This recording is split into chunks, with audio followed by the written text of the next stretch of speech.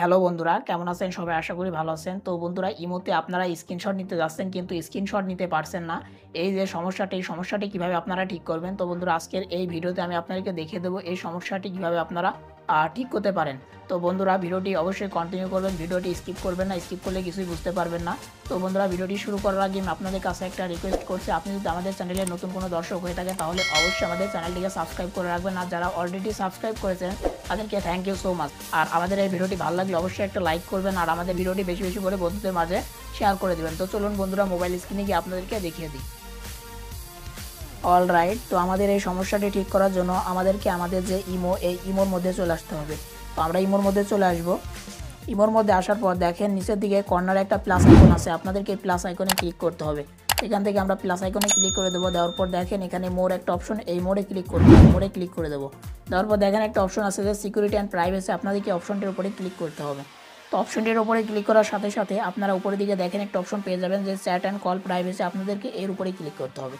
এর উপরে ক্লিক করার সাথে সাথে আপনারা দেখেন একটা অপশন আপনারা পেয়ে যাবেন যে ব্লক স্ক্রিনশট ফর কলস, এই যে অপশনটি, এই অপশনটি আপনাদেরকে দেখতে হবে যে আপনাদের অন করা আছে কিনা। তো এর উপরে আমরা ক্লিক করে দেবো। দেখেন আমাদের কিন্তু এটা অফ আছে, দেখেন এখানে অফ আছে। তো আপনাকে দেখতে হবে এটা যদি আপনাদের অন থাকে এরকম, তাহলে অবশ্যই আপনারা স্ক্রিনশট নিতে পারবেন না। তো অবশ্যই আপনাদেরকে এই অপশনটি আপনাদেরকে অফ করতে হবে।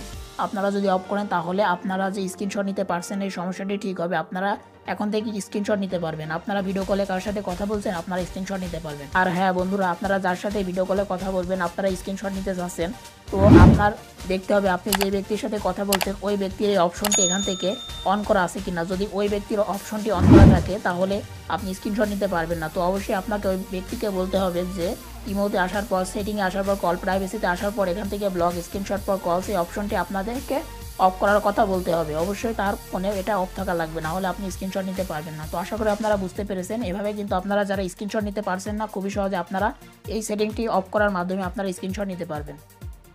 তো বন্ধুরা, এটাই ছিল আজকের ভিডিও। আশা করি ভিডিওটি ভালো লেগেছে। ভালো লাগলে অবশ্যই একটা লাইক করবেন আর আমাদের এই চ্যানেলটি সাবস্ক্রাইব করতে ভুলবেন। তো আজকের ভিডিওটি এখানে শেষ করছি। খুদা হাফেজ।